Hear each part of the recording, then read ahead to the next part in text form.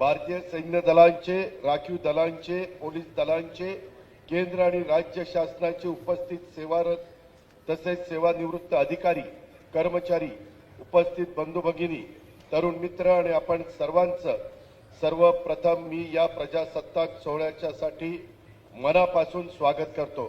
आपल्या सर्वांना तसंच समस्त महाराष्ट्रवासियांना, देशवासियांना प्रजासत्ताक दिनाच्या मनापासून शुभेच्छा देखील देतो। आजचा दिवस भारतीय प्रजासत्ताकाचा, भारतीय लोकशाहीचा आणि भारतीय स्वातंत्र्याचा उत्सव साजरा करण्याचा दिवस आहे। भारतीय प्रजासत्ताकाचा उत्सव साजरा करीत असताना ज्या देशभक्तांनी, स्वातंत्र्य सैनिकांनी शेकडो वर्षे स्वातंत्र्याची लढाई लढली, घरादाराचा त्याग केला, तुरुंगवास भोगला, बलिदान दिलं, त्या तमाम स्वातंत्र्य सैनिकांना आणि त्यांच्या कुटुंबियांना मी वंदन करतो। स्वातंत्र्य लढ्याच्या बरोबरीनं गोवा मुक्ती संग्राम, हैदराबाद मराठवाडा मुक्ती संग्राम, संयुक्त महाराष्ट्राच्या स्थापनेसाठी ज्या वीरांनी हौतात्म्य पत्करलं त्या वीरांना मी अभिवादन करतो। आपल्या सैन्य दलांनी, निमलष्करी दलांनी, पोलिसांनी, नागरिकांनी प्रसंगी प्राणांचं बलिदान देऊन देशाची एकता, अखंडता, सार्वभौमता कायम राखली। त्या सैनिकांना, भारत मातेच्या वीर सुपुत्रांना देखील मी वंदन करतो, त्यांच्या कुटुंबियांच्या बद्दल कृतज्ञता व्यक्त करतो। काल केंद्र सरकारच्या वतीने जाहीर झालेल्या शौर्य व सेवा पदक तसेच पद्म पुरस्कारांच्या मध्ये महाराष्ट्रातील मान्यवरांचा सन्मान हा संपूर्ण राज्याच्यासाठी अभिमानाचा क्षण आहे। देशाच्या सुरक्षिततेसाठी प्राणपणाने सेवा करणाऱ्या पोलीस, अग्निशमन, होमगार्ड आणि सुधारात्मक सेवांच्या 89 अधिकारी कर्मचाऱ्यांना पुरस्कार जाहीर झाले आहेत।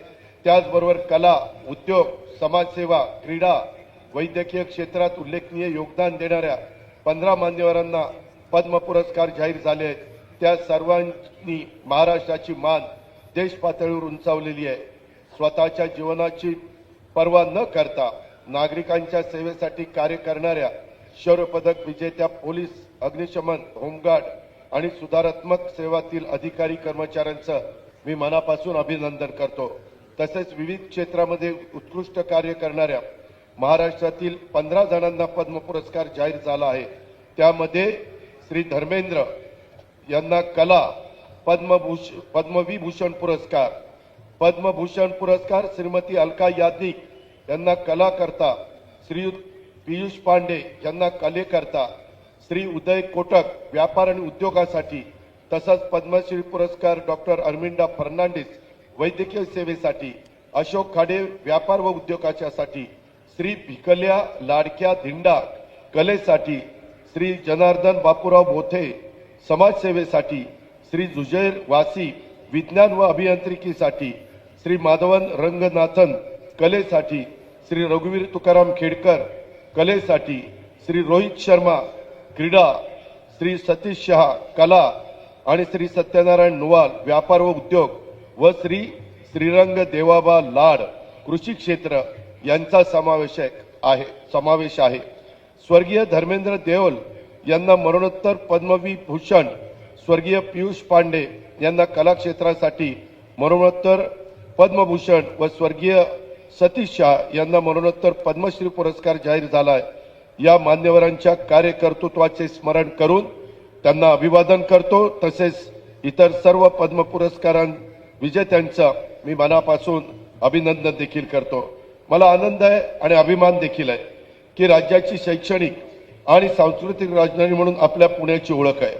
स्वराज्य संकल्पक शहाजीराजे, स्वराज्य जननी राजमाता जिजाऊ माँसाहेब, स्वराज्य संस्थापक छत्रपती शिवाजी महाराज, स्वराज्य रक्षक छत्रपती संभाजी महाराजांच्या पदस्पर्शाने पावन झालेल्या त्यांच्या कार्यभूमीत राहिलेला हा पुणे जिल्हा आहे। देशाच्या स्वातंत्र्य चळवळीचं, सुधारणावादी चळवळीचं नेतृत्व पुण्याने केलं। अज्ञान, अनिती, अंधश्रद्धा, अस्पृश्यतेच्या विरुद्ध लढ्याचं पुण्याची भूमिका निर्णायक महत्वाची राहिली। आधुनिकतेबरोबरच चालणारा हा आपला जिल्हा आहे। शेती, उद्योग, व्यापार, सहकार, बँकिंग, आरोग्य, पायाभूत सुविधांची निर्मिती अशा अनेक क्षेत्रात जिल्हा अग्रेसर आहे। IT hub, auto hub, startups प्रमुख केंद्र, उद्योग नगरी ही पुण्याची नवी ओळख। राज्यातल्या, देशातल्या, जगभरातल्या तरुणांना आज आकर्षित करत आहे। आज आपण स्वातंत्र्याचा श्वास घेतो, लोकशाहीचे अधिकार उपभोगतो, अभिव्यक्ती स्वातंत्र्याचा आनंद घेतो। हे सर्व सहज मिळालेले नाहीये।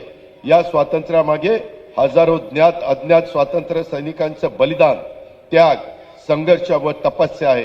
राष्ट्रपिता महात्मा गांधी, लोकमान्य टिळक, मौलाना अबुल कलाम आझाद, भारतरत्न डॉक्टर बाबासाहेब आंबेडकर, सुभाषचंद्र बोस, भगतसिंग, राजगुरू, सुखदेव, आद्य क्रांतीवीर लहुजी वस्ताद साळवे, क्रांतीवीर उमाजी नाईक, क्रांतिकारक चापेकर बंधू, भगवान बिरसा मुंडा यांच्यासह असंख्य वीरांनी, स्वातंत्र्य सैनिकांनी आपल्या जीवाची बाजी लावून आपल्या स्वातंत्र्याचा हा अमूल्य ठेवा दिलेला आहे।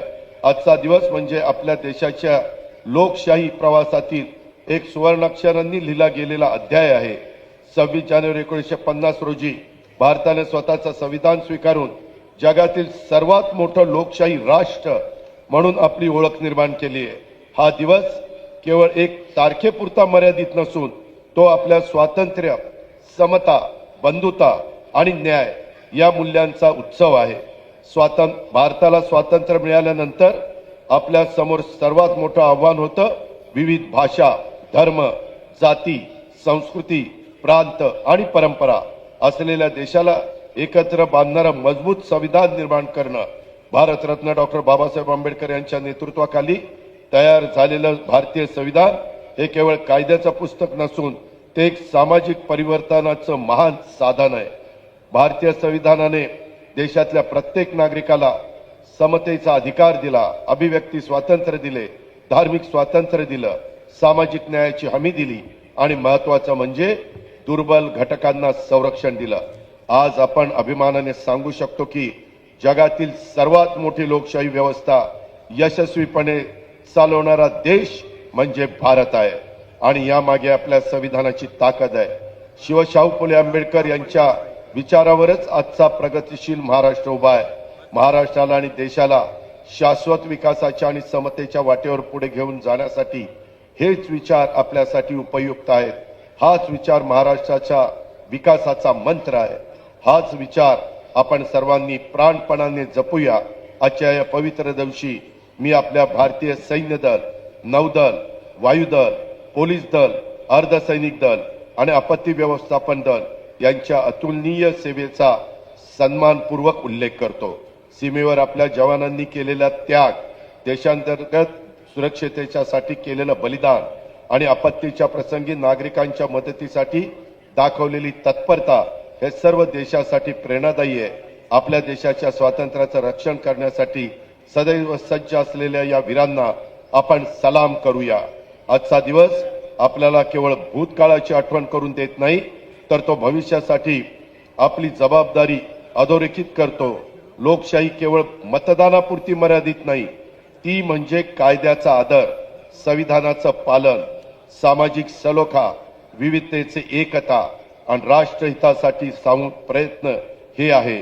आपण सर्वांनी मिळून जाती, धर्म, भाषा, प्रांत या पलीकडे जाऊन भारतीय नागरिकत्वाची भावना अधिक बळकट केली पाहिजे असं आव्हान आजच्या दिवशी आपल्या सर्वांना करतो आणि या ठिकाणी थांबतो। जय हिंद, जय महाराष्ट्र। धन्यवाद।